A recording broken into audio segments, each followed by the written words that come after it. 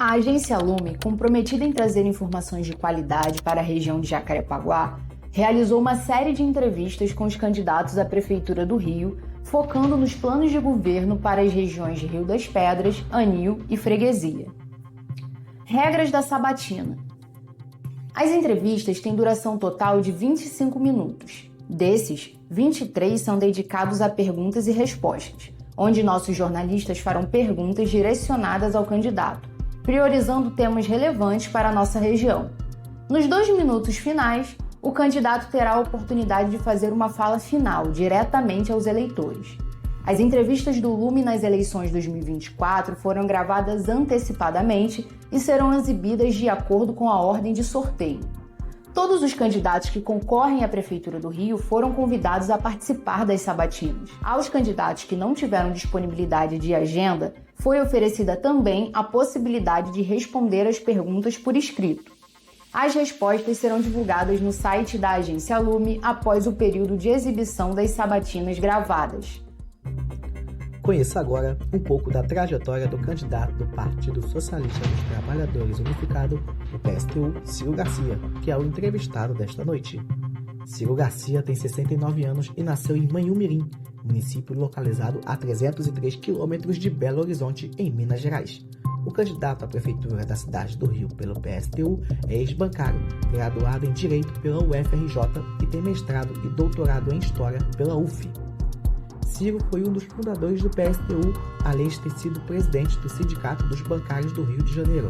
Ele também ocupou o cargo de deputado federal pelo PT de 92 a 93. Ciro Garcia foi um dos fundadores e secretário-geral da Central Única dos Trabalhadores, a CUT, e membro da direção nacional da Organização Convergência Socialista. A candidata a vice na chapa é a professora Paula Falcão, também do PSTU.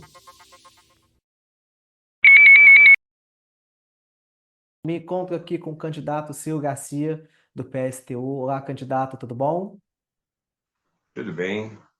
Que bom. Vamos começar falando sobre saúde, tá bom? Eu quero saber do senhor qual a sua opinião sobre a municipalização de hospitais federais. No bairro da Freguesia, por exemplo, a gente tem um Hospital Federal Cardoso Fontes. Você é a favor de que o município assuma a responsabilidade por essa e outras unidades de saúde? Bom dia, Wellington. Bom dia, seguidores aqui da agência Lume. A questão é a seguinte: os hospitais federais realmente eles estão passando por um processo de sucateamento há muito tempo. Mas a municipalização não é a solução. Até porque o que o Eduardo Paes quer é entregar esses hospitais para as OS, que nós somos radicalmente contra a gestão das OS. Nós queremos acabar com a gestão das OS, porque saúde não é mercadoria. E OS nada mais é do que a apropriação de verbas públicas para a iniciativa privada. Então, o que nós defendemos é mais verbas para os hospitais federais, concursos públicos, né, para suprir as carências de material humano que está faltando e a própria recuperação dos leitos, que são muitos leitos que estão desativados. Para isso também precisa de dinheiro. Mas nós defendemos a permanência dos hospitais federais e que esses hospitais estejam sob o controle dos trabalhadores da saúde e dos usuários. Essa é a questão. Isso tem a ver, inclusive, Wellington, com uma questão que, do nosso ponto de vista, todas as questões que nós vamos abordar aqui na nossa entrevista, quaisquer que sejam elas, passa, do meu ponto de vista, para um princípio. Para a gente resolver o problema, os trabalhadores têm que governar. Porque até então, os prefeitos governam para a classe dominante, para os grandes empresários, para o grande capital. E quem constrói a riqueza da cidade é a classe trabalhadora. Então, nesse sentido, nós achamos que os trabalhadores têm que governar. Esse é um caso típico, essa questão dos hospitais federais. Através de conselhos populares formados pelos profissionais de saúde desses hospitais e os usuários desses hospitais, esses hospitais têm que ter uma dotação orçamentária maior para atender às necessidades da população. E, dessa mesma forma, né, já estendendo, a questão da saúde no município como um todo. A nossa proposta é ruptura imediata com as OS, porque OS, além, né, terceirização, significa interposição fraudulenta de mão de obra, significa um manto de corrupção, saúde não é mercadoria, como eu já coloquei. Então, nós defendemos, sim, concursos públicos, né, para todos os setores da saúde, com um plano de carreira, né? E o reequipamento de toda a rede de saúde. E para ampliar essa rede de saúde, nós defendemos, inclusive, a estatização dos hospitais privados. Não tem como você resolver os problemas dos trabalhadores sem atacar os bilionários. Aqui na nossa cidade nós temos 20 bilionários. Um deles é o senhor Jorge Moll, que é dono da Rede D'Or. Então, nós defendemos a estatização dos hospitais privados, não só da Rede D'Or, mas dos demais planos de saúde de hospitais privados, para ampliar o atendimento do SUS, para que não tenha fila do SUSREG, fila para consulta, fila para fazer exames, etc. Então, defendemos uma saúde pública gratuita de qualidade, sob controle dos profissionais da saúde, através de conselhos populares, junto com os usuários da saúde, que é a população trabalhadora do Rio de Janeiro. Perfeito, candidato. Falando agora de habitação, o Censo de População de Rua de 2022 da Prefeitura do Rio identificou 7.865 pessoas na capital fluminense em situação de rua. Houve um aumento de 8,5% em relação a 2020. A Barra da Tijuca é o 6º bairro com mais pessoas que moram nas ruas, um total de 100 pessoas, segundo o mesmo censo. E uma das suas propostas de governo é permitir que imóveis abandonados pelas grandes construtoras imobiliárias nos centros das cidades sejam ocupados pela população sem teto do Estado. Como você pretende fazer isso? Vai ter alguma política pública para os bairros do Anil, da Freguesia e para a comunidade do Rio das Pedras? Olha só, Wellington, quando a gente fala de população de rua, é um tema bastante complexo e nós temos que contextualizar. Por um lado, né, nós temos uma parcela que mora nas ruas porque não tem condições de pagar aluguel, né? E, lamentavelmente, a gente vê famílias nas ruas, muitas vezes, porque as pessoas saíram de suas casas, foram colocadas para fora de suas casas e não têm condições de pagar no aluguel. Para essas pessoas, entra a discussão da moradia popular. Nós temos que, além de estabelecer, através de um plano de obras públicas, né, um projeto de moradias populares a custo zero para essa população trabalhadora carente, mas também a desapropriação dos imóveis, porque, como você bem colocou no enunciado da pergunta, existem milhares de imóveis no Rio de Janeiro fechados por conta da especulação imobiliária. Nós temos que expropriar esses imóveis e dar uma finalidade social para eles, que permitir que essas famílias que estejam na rua possam habitá-los. Essa é a questão central. Agora, paralelamente a essa, tem a questão de uma parcela dessa população de rua que tem a ver com a questão dos dependentes químicos, né? E aí não basta só a questão da moradia, mas entra outras coisas. Primeiro, o tratamento, que tem que ser voluntário, né? Não pode ser uma coisa compulsória, obrigatória, tem que ser um tratamento voluntário, mas nós temos que procurar a ressocialização dessas pessoas.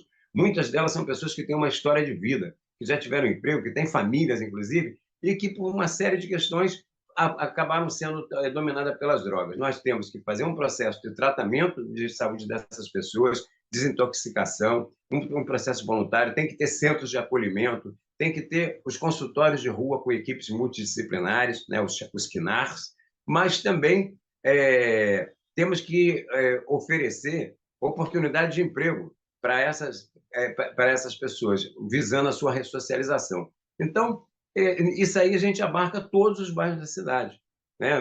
Você citou o caso da Barra da Tijuca, mas o centro da cidade, a maior população está concentrada ali no centro da cidade. E se fala tanto hoje em revitalização do centro, porque parte da revitalização do centro não seja através da ocupação de imóveis que estão fechados, tirando essas pessoas das ruas e com esse conjunto de medidas que eu acabei de falar para a gente poder dar dignidade para toda essa população que mora na rua, independente de qual seja o que os levou até aí.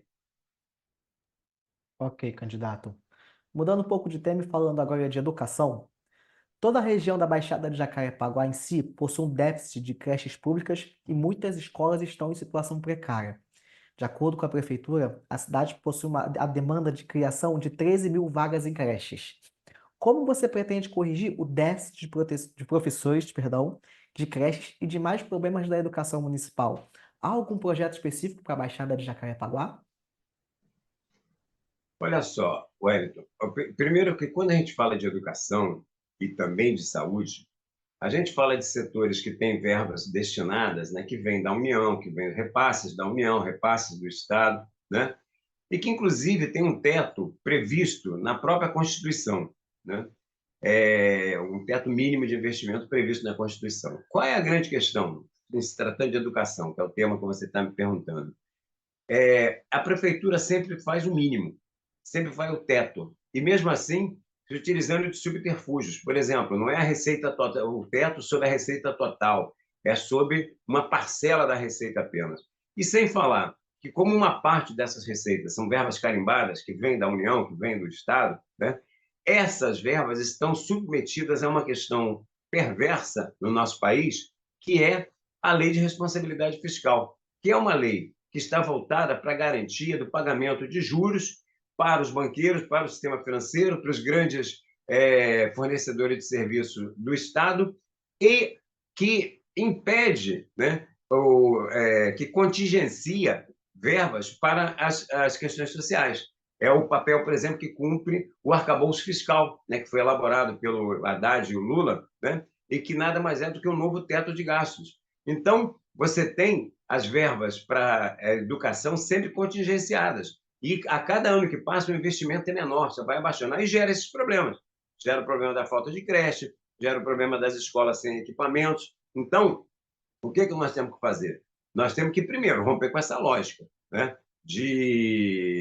da lei de responsabilidade fiscal. Nós temos que garantir que, através fortalecendo o orçamento da educação, a gente possa realizar concursos públicos, inclusive tem concursos represados na educação, dar posse a essas pessoas do concurso de 2019, que estão aí esperando até hoje serem chamadas. Nós temos que dar posse para essas pessoas, né? Nós temos que acabar com a parceria público-privada, então tem que ser os profissionais da educação têm que ser ligados ao município, né? Acabar com essa coisa de parceria público-privada, então é o professor, é o técnico, é a merendeira, todo mundo tem que ser ligado ao município através de concursos públicos, tá? E uma outra questão fundamental é a construção, né, de creches, onde tem esse déficit. Nós temos que identificar, você está colocando aí a questão da região de Jacarepaguá, aí onde é que está o Rio das Pedras, toda essa situação. Existe déficit, mas não é só aí, é na cidade inteira. Nós temos que identificar e construir creches, né, creches com horário integral para as crianças, assim como também no ensino fundamental tem que ter o horário integral. Para isso, você tem que ter profissionais da educação, né, para poder dar conta dessa questão e tirar as aulas superlotadas, as salas superlotadas, e também a falta de professores que acontece. E, paralelamente a isso, equipar as escolas do município com uma série de questões: laboratório de informática, laboratórios de audiovisual, estimular que essas crianças pratiquem o audiovisual, o cinema, a construção de teatros, né? Construção de quadras poliesportivas, coisas que estimulem a criatividade dessas crianças desde cedo, né? E, dentro disso aí, você também, para ampliar o ensino público e gratuito de qualidade na nossa cidade, existe uma outra questão que a gente tem que fazer, porque, mais uma vez, você não resolve o problema da classe trabalhadora sem atacar os bilionários. Aqui no setor da educação, nós temos vários tubarões de ensino. Um deles é o senhor Jorge Paulo Lemann, né? Envolvido, inclusive, nos escândalos das lojas americanas, mas que é dono de um grande conglomerado de escolas privadas. Nós defendemos a estatização dessas escolas privadas para ampliar, inclusive, o atendimento de uma educação pública gratuita de qualidade, sob controle dos profissionais da educação e dos usuários, né? Que são os estudantes e os pais, né, desses estudantes que fazem parte da comunidade escolar. Então, é esse conjunto de medidas que a gente acha que pode resolver o problema da educação aqui no nosso município. Ótimo, candidato. Falando também agora sobre cultura, moradores da região de Rio das Pedras, Aninho e Freguesia não costumam ter opções de lazer gratuitas que utilizem espaços públicos dos bairros, fazendo com que esses moradores tenham que se deslocar para outras regiões da cidade para ter um lazer, para buscar um lazer no caso. Se eleito, como pretende estimular a criação de opções culturais nessa região? Olha só, é legal, né, que vocês focam, né, a região de vocês, é óbvio, né, a gente parte das nossas necessidades objetivas, mas, lamentavelmente, essa não é uma situação só daí, na região de vocês. Existe uma carência enorme quando você se trata. Quanto mais para o fundão da Zona Oeste você vai indo, mais vai aumentando essas carências, né? Parece que o lazer só é permitido do centro para a Zona Sul, né? Só para o lado, para um determinado da cidade. E nós temos que acabar com esse olhar enviesado, né? Que é um olhar que faz a cidade maravilhosa para os ricos e poderosos, e aqueles que constroem a riqueza dela, que é a classe trabalhadora, não podem usufruir de uma cidade maravilhosa de fato. Então, nós temos que construir instrumentos, né, que possam favorecer esse projeto, por exemplo, das lonas culturais, que são poucos. Nós podemos construir outras lonas culturais ou arenas, né, de acordo com as necessidades. Aí, por exemplo, você acabou de identificar, aí existe uma necessidade real, então aí tem que ser construído algum equipamento, algum não, alguns, né, no plural, equipamentos que possam permitir, né, não só o lazer, né, que as pessoas possam desfrutar de um lazer gratuito, mas mais que isso, que as pessoas que produzem cultura, né, os artistas, que possam também ter espaço para poder desenvolver o seu potencial. Porque, lamentavelmente, na maneira como está estruturado o capitalismo, a arte muitas vezes é desenvolvida a partir de leis como a Lei Rouanet e outras, e o empresário, como ele não faz filantropia, ele acaba optando por fazer o financiamento de um artista já conhecido, né, que vai dar retorno para a marca dele e tal, do que efetivamente apoiar aqueles que estão em começo de carreira, que estão procurando seu lugar ao sol. Esse tem que ser o papel da prefeitura, ele tem que fomentar. Então, não só construir os locais, né, mas também que esses locais permitam, né, que as pessoas possam dar vazão à sua verve criativa, quer seja ela no teatro, quer seja ela no cinema, quer seja ela na música, cantando, dançando, no teatro. Bom, não importa.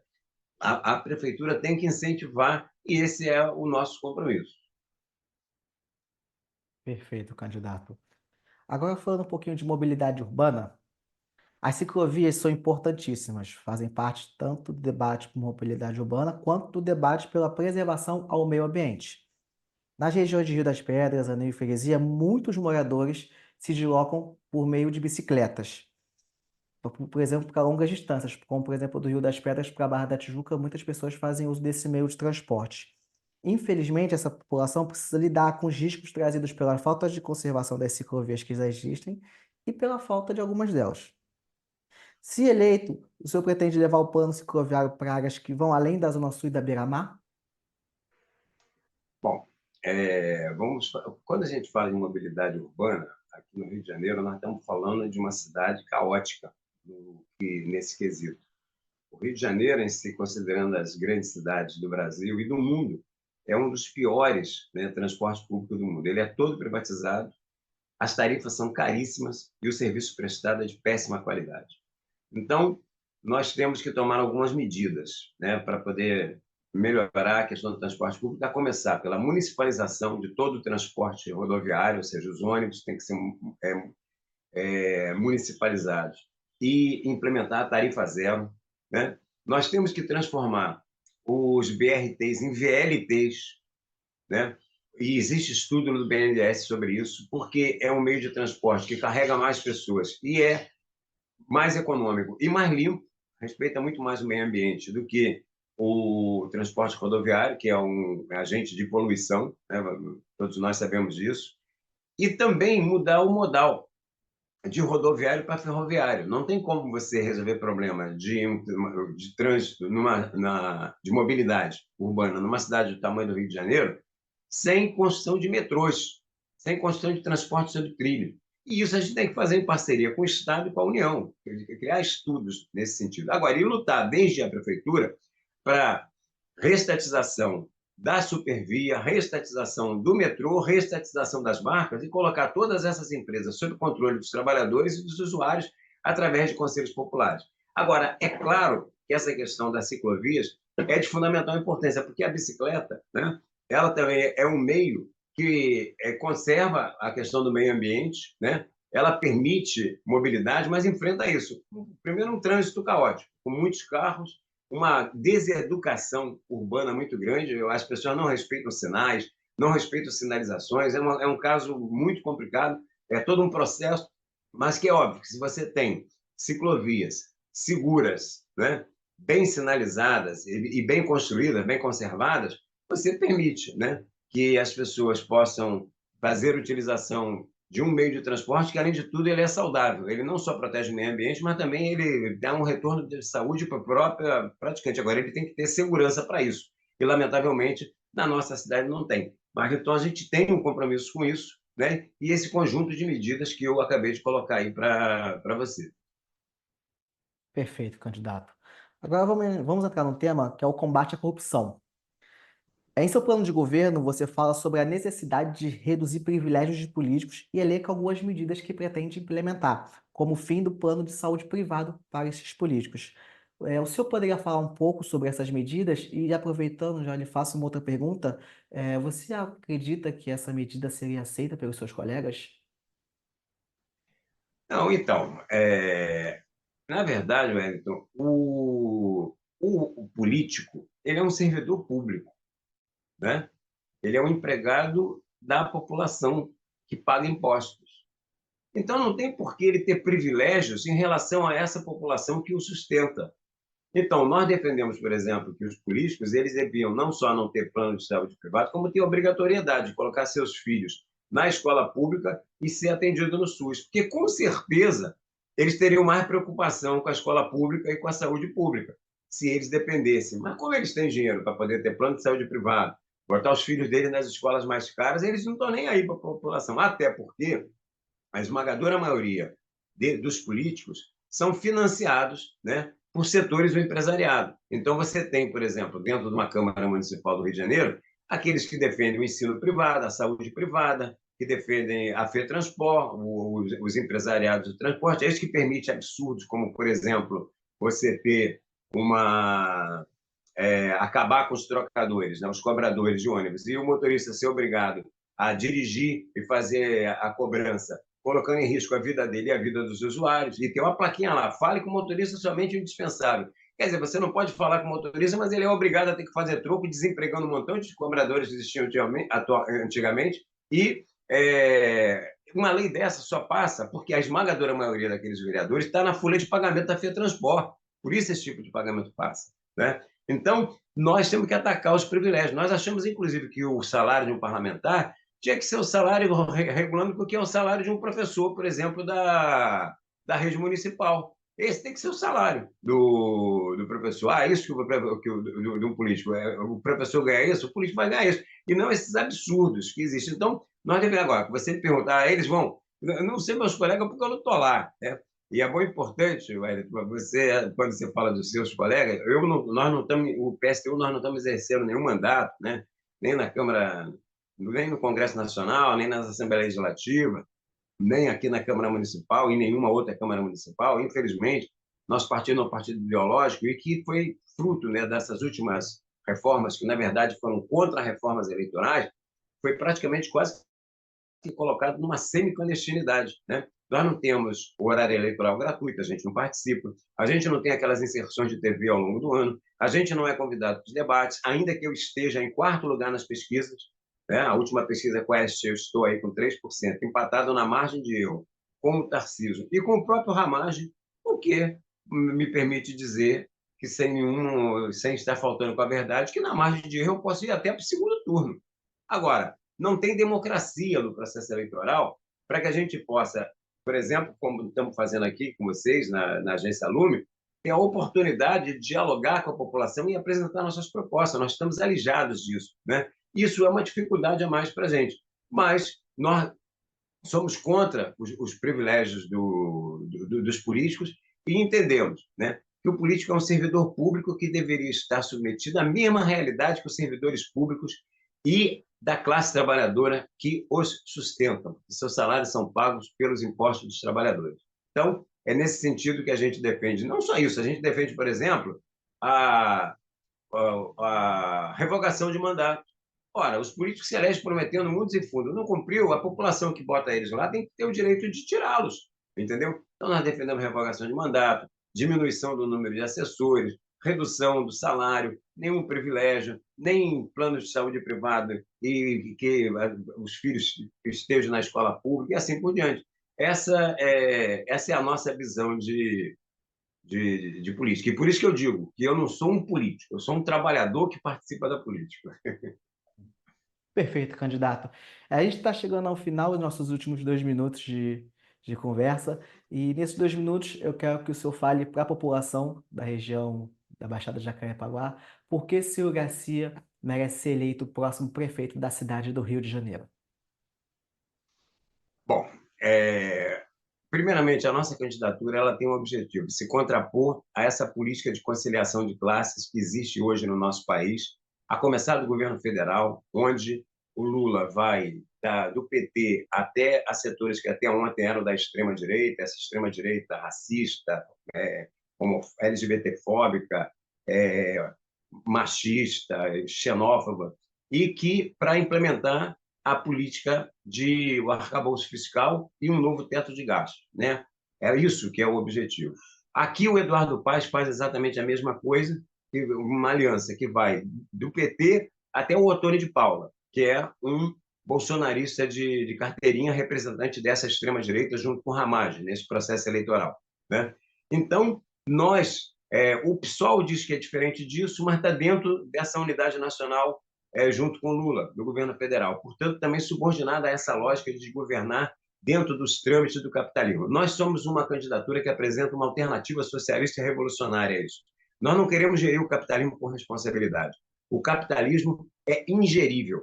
Nós queremos tomar medidas que ataquem, de fato, o sistema capitalista e que pavimentem a construção de uma sociedade socialista. Desse ponto de vista, nós defendemos aí uma candidatura. Eu estou aqui com a minha vice, a companheira Paula Falcão, né, que me acompanha nessa trajetória, e uma chapa de mulheres socialistas formada pela companheira Elaine, profissional de educação, pela companheira Ana Paula, petroleira, e pela companheira Júlia, que é uma estudante da UERJ, que está lá na ocupação da UERJ, defendendo o ensino público gratuito de qualidade.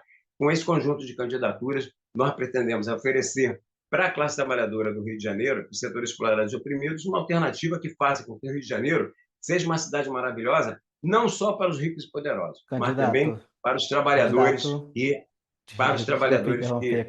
constroem a riqueza dessa cidade. Obrigado, Hélio. Desculpe ter passado um pouquinho. Passou do tempo, então a gente tem que ser justo com todos os candidatos para manter a lisura do processo.